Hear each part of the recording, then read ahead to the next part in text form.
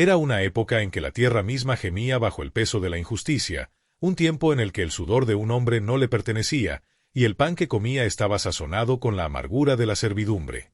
En estas tierras de sol implacable y noches de un frío que calaba hasta los huesos, vivía un alma cuyo nombre se habría perdido en el viento de no ser por un acto, un oscuro susurro que se convertiría en leyenda.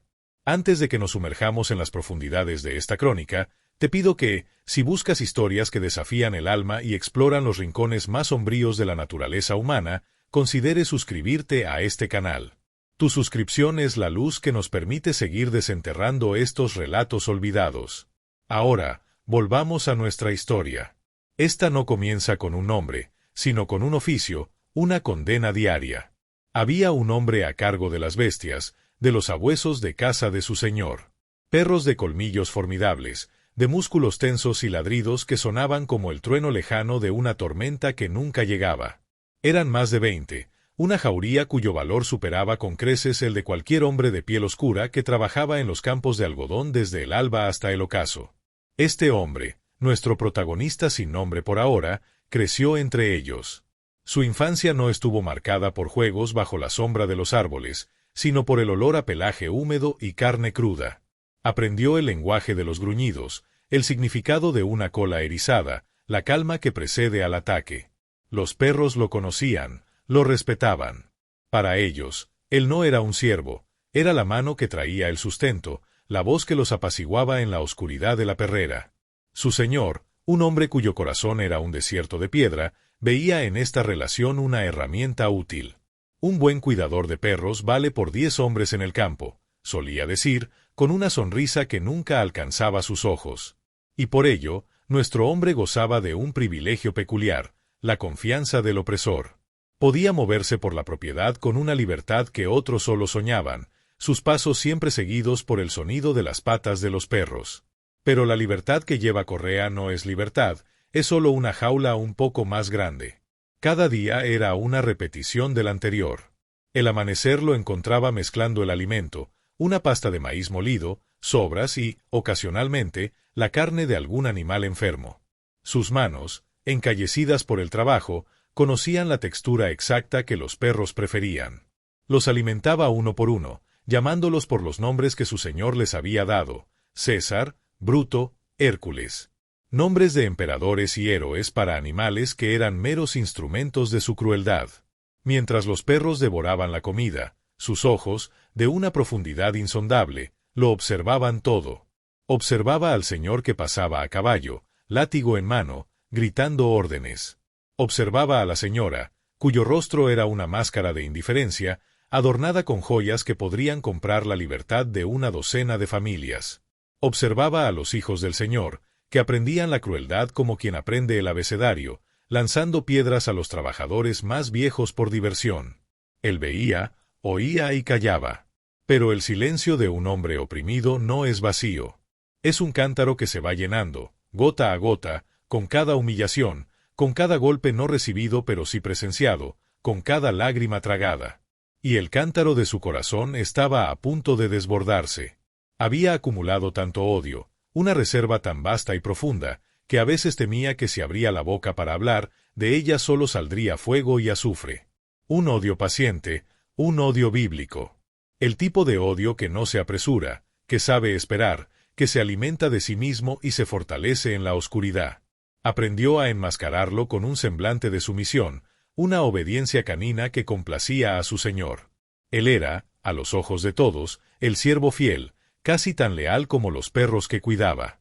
Nadie veía la tormenta que se gestaba detrás de su mirada tranquila. Nadie sospechaba la oscuridad que alimentaba en su pecho, con el mismo cuidado y la misma paciencia con la que alimentaba a las bestias del diablo. Las estaciones cambiaron, los años pasaron. El niño que aprendió a limpiar las heridas de los perros se convirtió en un hombre que sabía cómo esconder las suyas. La plantación, con sus ciclos de siembra y cosecha, parecía un infierno inmutable, un purgatorio en la tierra donde las almas eran castigadas por un pecado que no cometieron. Pero nada es eterno, ni siquiera el sufrimiento. Y en toda historia de opresión, hay un punto de quiebre, un momento en que la cadena se tensa tanto que se rompe. Para nuestro hombre, ese momento no llegó con un grito o una rebelión abierta. Llegó en silencio, en una noche helada de invierno, cuando el viento aullaba como los propios perros. Fue una noche en la que la rutina se rompería para siempre. Una noche en la que él, el siervo fiel, el cuidador de los perros, decidiría alimentarlos con algo distinto. Algo que saciaría un hambre mucho más antigua y profunda que el hambre de sus estómagos. Un hambre de justicia. Un hambre de retribución. Esa noche, les daría un banquete que los ángeles y los demonios observarían con igual fascinación, pues la cena que estaba a punto de servir sería preparada con la carne de su propio Señor. Y aquel acto cambiaría el destino de la plantación, transformándolo de un siervo anónimo a una leyenda susurrada junto al fuego por generaciones. La historia de cómo el alimento de los perros se convirtió en el instrumento de una venganza perfecta. La noche en la que todo cambió descendió sobre la plantación como un sudario. El invierno había llegado con una ferocidad inusitada, un frío que no solo mordía la piel, sino que parecía querer congelar el alma misma. El viento aullaba entre las cabañas de los esclavos, un lamento lastimero que se mezclaba con el crujir de las ramas desnudas de los robles. Para los perros, este frío significaba un hambre más voraz, una necesidad primitiva de carne y grasa para alimentar el fuego interno que los mantenía vivos. Nuestro hombre, a quien a partir de ahora llamaremos por el nombre que le fue impuesto, Simón, lo sabía. Conocía el hambre de sus bestias como conocía el vacío de su propio estómago. Y esa noche, una providencia oscura le presentó la oportunidad que había esperado durante una vida entera. El señor de la casa, su amo, regresó de la ciudad vecina mucho después del anochecer. Su llegada fue anunciada no por el trote elegante de su caballo, sino por el hedor a whisky barato y los gritos incoherentes que lanzaba a la oscuridad. Estaba ebrio, más de lo habitual, y en su embriaguez, su crueldad innata se afilaba hasta convertirse en una navaja. Simón estaba en el cobertizo de ahumar, preparando una salmuera, cuando la puerta se abrió de golpe. La figura corpulenta de su amo se recortó contra la noche helada. ¿Dónde está mi sabueso principal? Ese inútil de bruto ha estado tosiendo sangre, bramó, su voz empastada por el alcohol. Simón no respondió, simplemente asintió con la cabeza, manteniendo la mirada baja.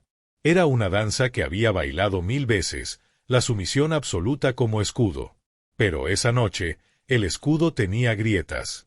El amo entró tropezando, empujó a Simón contra un barril y se dirigió hacia la esquina donde guardaban las herramientas. «Voy a acabar con ese perro yo mismo. No sirve para nada a un animal enfermo». En ese momento, algo dentro de Simón, el cántaro de odio que había estado llenándose durante 30 años, finalmente se desbordó. No fue una decisión consciente, no fue un plan meticulosamente trazado que se puso en marcha. Fue un instinto, una reacción tan natural como respirar. Mientras el amo se inclinaba torpemente para buscar un hacha, la oscuridad del cobertizo, la cómplice silenciosa de Simón, pareció espesarse. No hubo un grito. No hubo una lucha prolongada. Solo un sonido sordo, un golpe húmedo que fue absorbido por el viento aullante. Un instante de violencia brutal y definitiva que puso fin a décadas de opresión. El silencio que siguió fue más profundo, más pesado que cualquier sonido. El gigante que había aterrorizado a cientos de almas yacía inmóvil en el suelo de tierra del cobertizo. Por primera vez en su vida, Simón estaba de pie y su amo estaba a sus pies. No hubo tiempo para la reflexión, ni para el miedo. El trabajo acababa de comenzar. Con la misma metódica paciencia con la que desollaba un ciervo o descuartizaba un cerdo, Simón se puso a la tarea. La noche era su aliada, el frío su conservador. Las herramientas de la plantación, aquellas que habían servido para construir la riqueza de su opresor, ahora servían para desmantelarlo. Fue un trabajo largo y arduo, realizado a la luz parpadeante de un solo candil. Cada corte era preciso, cada movimiento deliberado. Estaba preparando la comida para sus perros. Una provisión especial para el largo invierno que se avecinaba. Una carne que, por primera vez, no era de un animal inocente, sino de la bestia que los había gobernado a todos. El cobertizo se convirtió en un altar profano, y Simón en el sumo sacerdote de un ritual de sangre y retribución. Antes del amanecer, todo rastro visible de lo ocurrido había desaparecido. El suelo de tierra había sido rastrillado, las herramientas limpiadas y devueltas a su lugar. Lo único que quedaba era el silencio y varios barriles pesados, recién llenos de una carne salada que esperaría su turno para ser servida.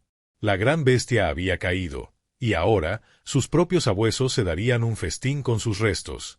La mañana siguiente amaneció clara y fría, el sol pálido arrojando una luz cruel sobre un mundo que había cambiado para siempre, aunque nadie, excepto Simón, lo sabía aún. El primer signo de que algo andaba mal no fue una alarma, sino una ausencia. La ausencia del grito matutino del amo, de sus botas pesadas en el porche, del chasquido de su látigo. El silencio, que para Simón era la música de la liberación, para el resto de la plantación era un presagio inquietante. Fue la señora de la casa quien rompió la calma. Sus chillidos agudos cortaron el aire helado, un sonido de pánico y privilegio herido. ¿Alguien ha visto al señor? No durmió en su cama. La noticia corrió como la pólvora. Se organizó una búsqueda. Los capataces, con rostros de fingida preocupación que apenas ocultaban su propio miedo, reunieron a los hombres. Y, por supuesto, llamaron a Simón. Simón, trae a los perros. El amo debe haberse perdido en el bosque anoche. Simón obedeció, su rostro una máscara impenetrable de lealtad y angustia. Reunió a la jauría, los perros ladrando y tirando de las correas, ansiosos por la emoción de la caza. Era la ironía más amarga, la broma más macabra.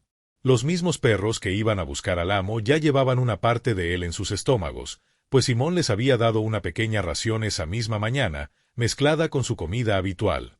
La devoraron con avidez, sin la menor vacilación. La búsqueda fue un teatro del absurdo. Simón guió a los perros por los senderos que el amo solía recorrer, sabiendo perfectamente que no encontrarían nada. Dejaba que los perros olfatearan el suelo, que corrieran en círculos, su instinto confundido por el olor de la presa que estaba por todas partes y en ninguna. Observaba a los otros hombres gritar el nombre del amo en el bosque, sus voces devueltas por el eco burlón de los árboles. Él mismo gritó el nombre, y su propia voz sonó extraña en sus oídos, la voz de un hombre libre que interpretaba el papel de un esclavo. Pasaron los días. La búsqueda se amplió, luego se redujo y finalmente se abandonó. La esperanza se marchitó y dio paso a la confusión y al miedo. El amo se había desvanecido, como tragado por la tierra. Se tejieron teorías. Tal vez se había fugado con otra mujer, tal vez había sido atacado por una pantera, o quizás, susurraban los esclavos en la oscuridad de sus cabañas, los espíritus del pantano finalmente se habían cobrado su deuda. Pero la venganza de Simón no se había limitado al amo. El odio que había acumulado durante toda una vida no era solo para un hombre, sino para todo un sistema encarnado en esa familia. Su mirada ahora se posaba en la señora de la casa, en su arrogancia desmoronada, y en el hijo mayor, un joven de 17 años que era una copia en miniatura de la crueldad de su padre. Simón sabía que el plato principal ya había sido servido, pero el banquete apenas comenzaba. La desaparición del amo fue solo el primer plato de una cena que se serviría fría, metódica y sin piedad, durante las largas y oscuras noches de aquel invierno inolvidable. La casa que se había construido sobre las espaldas de los oprimidos estaba a punto de devorarse a sí misma, con la ayuda silenciosa y paciente del hombre que alimentaba a los perros. Transcurrieron 2 semanas. La ausencia del amo se había convertido en una certeza de muerte, y con ella llegó la ley de los hombres blancos. Un par de alguaciles a caballo, hombres con rostros curtidos por el sol y ojos que no veían a la gente de piel oscura como personas, sino como propiedades que podían hablar, llegaron a la plantación. Su investigación fue un ejercicio de brutalidad y prejuicio. Interrogaron a los capataces, a los sirvientes de la casa y, finalmente, a los esclavos del campo, utilizando el miedo y el látigo como principales herramientas de persuasión. Cuando llegó el turno de Simón, lo encontraron donde siempre estaba, junto a los caniles, reparando una cerca. Los perros, que gruñían a cualquier extraño, permanecieron en silencio, observando a su cuidador. «Tú», dijo uno de los alguaciles, sin molestarse en usar su nombre. «Eras el favorito del amo, ¿no es así? El que cuidaba de sus preciados perros. Debes haber visto algo». Simón levantó la vista, sus ojos transmitiendo la mezcla perfecta de pena y respeto. «Solo sé que el amo estaba muy bebido esa noche, señor. Lo oí gritar cerca del bosque. Pensé que volvería, como siempre lo hacía. Su historia era simple, creíble, y lo más importante, imposible de refutar. Habló con una calma que los alguaciles interpretaron como la simpleza de un esclavo leal, no como la compostura de un asesino. Lo presionaron, le hicieron las mismas preguntas una y otra vez, buscando una contradicción, una fisura en su relato. Pero no había ninguna. Simón había pasado 30 años observando, aprendiendo a leer a sus opresores, a anticipar sus pensamientos, a darles exactamente lo que esperaban ver y oír. Les contó cómo el amo a veces montaba a caballo por la noche cuando estaba borracho, cómo tenía enemigos en la ciudad por deudas de juego. Plantó semillas de duda, desviando la sospecha lejos de la plantación, hacia un mundo exterior lleno de peligros para un hombre como su amo. En medio de esta tensión, de este juego mortal de ingenio, permíteme hacer una pausa. Si esta crónica de astucia y retribución te mantiene al borde del asiento, si sientes la tensión crecer con cada palabra, imagínate las historias que aún tenemos por contar. Asegúrate de estar suscrito y de haber activado las notificaciones, porque lo que estás presenciando es solo el principio de la justicia de Simón. No querrás perderte como este hombre convierte su opresión en su arma más poderosa. De vuelta al interrogatorio. Los alguaciles, frustrados, finalmente lo dejaron en paz. Su reputación lo había protegido. Era el esclavo modelo, el hombre en quien el amo confiaba sus posesiones más valiosas después de su familia, sus perros de caza. ¿Quién sospecharía de él? Mientras los alguaciles continuaban su investigación inútil, aterrorizando a gente inocente, Simón continuaba con su rutina. Cada mañana, antes del alba, y cada tarde, al anochecer, se dirigía a los barriles en el cobertizo de ahumar. Con manos firmes, tomaba una porción de la carne salada, la enjuagaba para quitarle el exceso de sal y la mezclaba cuidadosamente con la harina de maíz y el agua caliente. Luego, se la servía a la jauría. Los perros, ajenos a la procedencia de su festín, devoraban su comida con un fervor que Simón observaba con una satisfacción fría y distante.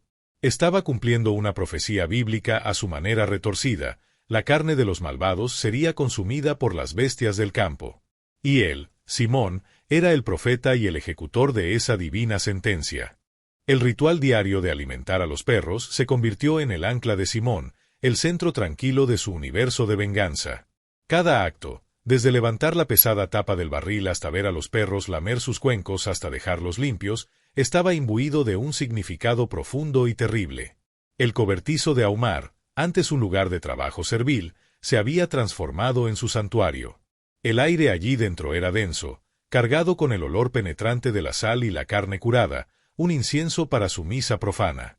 El frío del invierno era su mayor aliado, preservando el contenido de los barriles, permitiéndole administrar su justicia a un ritmo lento y deliberado. No tenía prisa. El odio, cuando se ha cocinado a fuego lento durante toda una vida, no busca una explosión rápida, sino una combustión larga y completa. Quería que durara. Quería que cada amanecer trajera consigo el recordatorio de su poder, de su secreto. Cada vez que hundía el cuchillo en la carne conservada, recordaba una humillación diferente. El corte para el muslo era por la vez que vio a su madre ser azotada por robar una batata para alimentarlo. La porción de las costillas era por el amigo que fue vendido y separado de su familia para siempre. El trozo del hombro era por cada palabra despectiva, cada mirada de desprecio, cada día de trabajo bajo un sol que quemaba la piel y el espíritu. No era solo carne lo que cortaba, eran años de dolor, capas de sufrimiento que ahora estaba procesando y transformando. Lo estaba convirtiendo en alimento, en combustible para las mismas criaturas que su opresor había amado. Había una poesía oscura en ello, una simetría perfecta que solo él podía apreciar. La fuente de la riqueza y el placer del amo, sus perros de caza, se había convertido en su tumba anónima. Los perros nunca mostraron la menor duda. Su lealtad no era hacia un hombre, sino hacia la mano que los alimentaba. Y Simón era esa mano. Su vínculo con ellos, forjado a lo largo de los años, ahora tenía un propósito más siniestro. Él era su alfa, su proveedor, el dios de su pequeño y violento mundo. Los cuidaba con más esmero que nunca, cepillando su pelaje, revisando sus dientes, asegurándose de que estuvieran sanos y fuertes. Fuertes gracias a la dieta que él les proporcionaba. Los capataces y la señora viuda notaban lo bien que se veían los perros. «Nunca han estado tan robustos en pleno invierno, Simón», comentó un día un capataz. «Debes estar haciendo algo bien». Simón simplemente asintió. «Solo me aseguro de que coman bien, señor. El frío es duro». Su respuesta era la verdad, pero una verdad tan velada que se convertía en la mentira más perfecta. La fuerza de los perros era la fuerza de su venganza hecha carne. Y mientras los barriles se vaciaban lentamente, Simón ya estaba planeando el siguiente plato de su macabro banquete. El hijo del amo, que ahora intentaba ocupar el lugar de su padre con una torpe imitación de su crueldad, sería el siguiente. La jauría, su apetito ahora más agudo que nunca, esperaría pacientemente su próxima cena. El plan para el segundo acto de su venganza se vio casi arruinado por un descuido, un detalle minúsculo en un plan por lo demás perfecto. El hijo del amo, un joven llamado Thomas, había comenzado a patrullar la plantación por la noche, imitando la rutina de su padre en un torpe intento de afirmar su nueva autoridad. Una noche, mientras Simón transportaba un balde desde el cobertizo hacia los caniles, se cruzó con él. Thomas, con la arrogancia de la juventud y el poder recién adquirido, decidió interrogarlo. «¿Qué haces fuera de tu cabaña a estas horas, Simón?» La voz del joven pretendía ser amenazante, pero tenía un temblor de incertidumbre. Simón, sin inmutarse, inclinó la cabeza.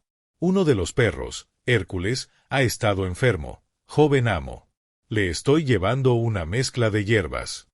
La mentira fluyó de sus labios con la facilidad de la costumbre. Pero mientras hablaba, el ojo de Thomas se fijó en algo en el suelo, junto a la bota de Simón. Era un botón de latón, adornado con el escudo de la familia, idéntico a los del abrigo de casa favorito de su padre. El corazón de Simón no se aceleró. Se detuvo. Por un instante, el tiempo pareció congelarse. El viento dejó de aullar, y el único sonido fue el latido en sus oídos. El botón debía haberse desprendido del abrigo del amo durante la lucha en el cobertizo y había quedado enterrado en el barro, hasta que la lluvia de esa noche lo había dejado al descubierto. Thomas se agachó lentamente, sus ojos fijos en el objeto metálico que brillaba débilmente a la luz de su linterna. Lo recogió. Lo giró entre sus dedos. «¿De dónde ha salido esto, Simón?» «Este era del abrigo de mi padre». El momento de la verdad había llegado. Una respuesta equivocada, un atisbo de pánico, y todo habría terminado. Simón sintió el peso de 30 años de odio y planificación sobre sus hombros. Miró al joven a los ojos, su propia mirada una mezcla de tristeza y confusión. «No lo sé, joven amo. Quizás se le cayó al señor la última vez que estuvo aquí, revisando a los perros. Él pasaba mucho tiempo en esta área». Dejó que la sugerencia flotara en el aire, una explicación tan plausible que rozaba la verdad. Pero la mente de Thomas, aunque inexperta, estaba llena de sospechas.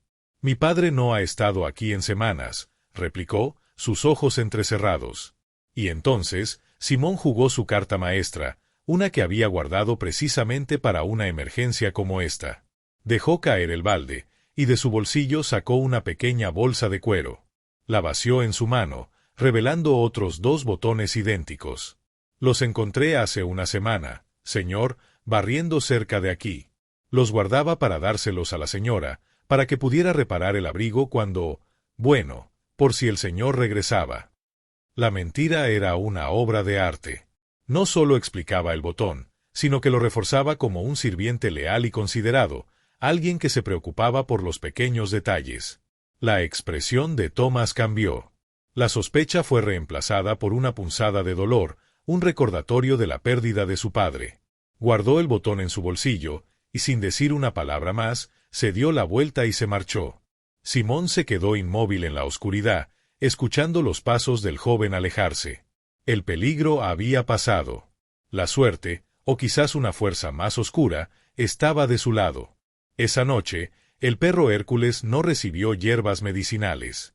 Recibió una ración extra, una recompensa por la lealtad silenciosa de su especie. Y Simón, con el corazón ahora latiendo a un ritmo constante, supo que nada podría detenerlo. Con la amenaza del descubrimiento neutralizada, Una profunda transformación se asentó en el alma de Simón. El miedo, un compañero constante durante toda su vida, se había evaporado, reemplazado por un sentimiento de poder sereno y absoluto. Ya no se veía a sí mismo como un esclavo. Esa identidad había sido desollada, procesada y servida como alimento a los perros. Ahora, era algo más. Era un juez. Un ángel vengador vestido con harapos de ciervo. Un instrumento de una justicia tan antigua como las colinas. Caminaba por la plantación no con la cabeza gacha de un hombre subyugado, sino con el paso deliberado de quien es dueño del terreno que pisa, aunque los títulos de propiedad dijeran lo contrario. Su sumisión externa se mantuvo impecable, una obra de teatro magistral que representaba para un público cada vez más reducido y aterrorizado. Pero sus ojos habían cambiado. Cualquiera que se atreviera a mirarlo directamente podía ver un fuego frío ardiendo en sus profundidades, un conocimiento de finales y comienzos que helaba la sangre. Los otros esclavos lo sintieron. No sabían qué había hecho, el alcance de su acto era inimaginable para ellos. Pero sabían que la desaparición del amo y el cambio en Simón estaban conectados. Empezaron a evitar su mirada, a hablar en susurros cuando pasaba. No era miedo a que los delatara, sino un respeto reverencial, casi religioso. Veían en él la encarnación de sus propios deseos reprimidos de justicia. Simón se había convertido en un fantasma andante, un loa de la venganza que había descendido sobre la plantación. Él no buscaba su aprobación ni su temor, sus acciones no eran para ellos, sino para sí mismo, para el niño que una vez fue y que creció oliendo el miedo y la sangre. La plantación misma parecía reflejar el cambio interno de Simón. Sin la mano de hierro del amo, la disciplina se relajó. Los capataces, nerviosos y sin un líder claro, perdieron el control. La productividad se desplomó. Las malas hierbas comenzaron a ganar terreno en los campos de algodón. La gran casa, antes un faro de poder, ahora parecía sombría y abandonada, habitada por los fantasmas de sus dueños. La señora de la casa se marchitaba como una flor cortada. Su dolor inicial se había agriado en paranoia. Veía amenazas en cada sombra, acusaciones en cada silencio. Pasaba los días encerrada en su habitación, bebiendo jerez y hablando con el retrato de su marido desaparecido. Thomas, el hijo, intentó llenar el vacío de poder, pero su crueldad era frágil, carente de la convicción de su padre. Era un niño jugando con la ropa de un gigante, y todos lo sabían. Simón observaba esta lenta desintegración con una satisfacción desapasionada. Era el resultado natural de sus acciones, la cosecha lógica de la semilla que había plantado en aquella noche de invierno. No sentía alegría, ni remordimiento. Sentía equilibrio. Como si una balanza cósmica, desequilibrada durante siglos, finalmente estuviera volviendo a su centro. Él simplemente había sido el dedo que le dio el empujón necesario. Su obra aún no había terminado. El joven amo Thomas, con su arrogancia prestada, sería el próximo. Y después de él, la señora. La casa debía ser purgada por completo. La jauría, gorda y saludable, estaba lista para el siguiente servicio. El final de la investigación oficial fue tan patético como su comienzo. Después de otra semana de interrogatorios inútiles y búsquedas infructuosas, los alguaciles declararon que el caso era un callejón sin salida.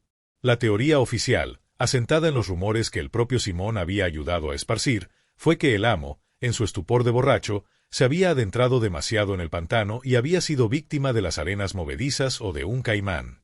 Su caballo fue encontrado a varios kilómetros de distancia, lo que parecía confirmar la historia.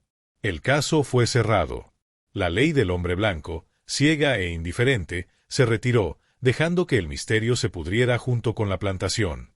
Para el mundo exterior, el señor de la casa simplemente había desaparecido. Para los esclavos, se había convertido en un cuento con moraleja, una historia de fantasmas para asustar a los niños desobedientes. Solo Simón conocía la tumba viviente y ambulante en la que el amo había encontrado su fin, los estómagos de sus propios perros. Con la ley fuera del camino, Simón procedió con el resto de su plan. El joven amo Thomas fue el siguiente. Una noche, mientras el joven realizaba su ronda, Simón lo atrajo hacia una parte remota del bosque con la excusa de que uno de los perros había quedado atrapado en una trampa para osos. El joven, ansioso por demostrar su valía, lo siguió sin dudar. Nunca regresó. Su desaparición fue aún más fácil de orquestar. Todos asumieron que, incapaz de soportar la presión, había huido para empezar una nueva vida en otro lugar. La señora fue la última. Su mente, ya frágil, se rompió por completo con la pérdida de su hijo. Una noche, en medio de un delirio febril, caminó hacia el río y nunca más fue vista.